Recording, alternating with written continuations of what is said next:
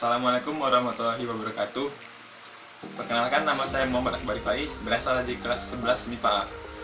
Di sini saya akan menjelaskan materi mengenai personal letters.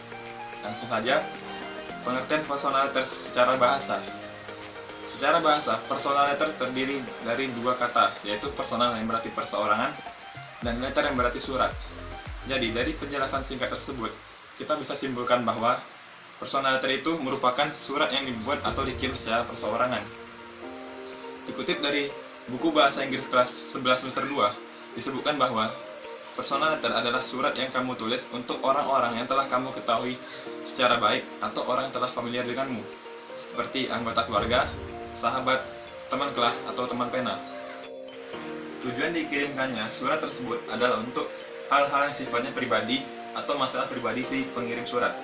Beberapa hal yang bisa menjadi isi dari personal letter antara lain, yaitu 1. Permintaan maaf, 2. Ucapan selamat, 3. Ucapan terima kasih, dan 4. Undangan.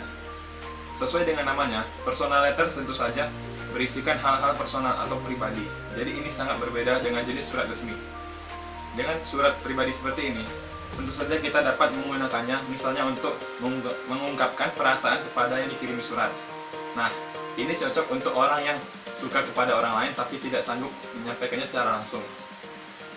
Nah, sedangkan masalah bahasa yang digunakan pun tidak menggunakan aturan formal atau bahasa formal, tetapi bebas sesuai keinginan. Baiklah, selanjutnya adalah bagian-bagian personal letter. Pada saat kita membuat sebuah surat, kita tidak dapat begitu saja langsung menulis inti dari pesan kita. Ada beberapa aturan yang sudah umum yang digunakan dalam menulis sebuah surat pribadi. Sebuah teks surat pribadi yang utuh biasanya terdiri dari beberapa bagian yang membentuk surat tersebut. Bagian-bagian tersebut diantaranya, yang pertama, heading. Heading biasanya berisi alamat dan tanggal penulisan surat. Yang kedua, greeting. Pada bagian ini, kita dapat menulis ucapan salam dalam surat.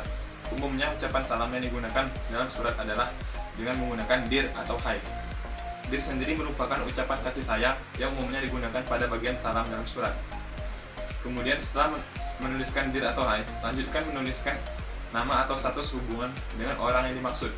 Apakah dia teman, saudara, sepupu, ayah, ataupun ibu. Dan tambahkan tanda koma pada bagian greeting. Yang ketiga, body. Body adalah bagian utama dari sebuah surat. Pada bagian body, berisi tentang pesan yang disampaikan.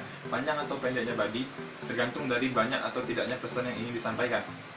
Kita dapat menulisnya menjadi beberapa bagian paragraf, tergantung dari pesan yang kita sampaikan. Yang keempat, complementary clause. Ini adalah bagian di mana kita dapat menuliskan ungkapan singkat sebagai penutup surat. Akhiri dengan tanda koma setelah kita menuliskan ungkapan tersebut. Dan yang kelima, signature. Signature adalah bagian tanda tangan. Bagian ini sekaligus menjadi informasi tentang identitas pembuat surat. Kita dapat membubuhkan tanda tangan ataupun hanya sekedar menuliskan nama. Yang paling penting adalah kita memberikan identitas kita berupa nama sebagai pemilik surat. Baiklah, itu saja penjelasan mengenai materi personal letters. Saya harap dengan video kali ini kita semua dapat mengerti apa itu personal letters. Dan saya mohon maaf apabila ada kekurangan dalam video ini. Saya akhiri. Wassalamualaikum warahmatullahi wabarakatuh.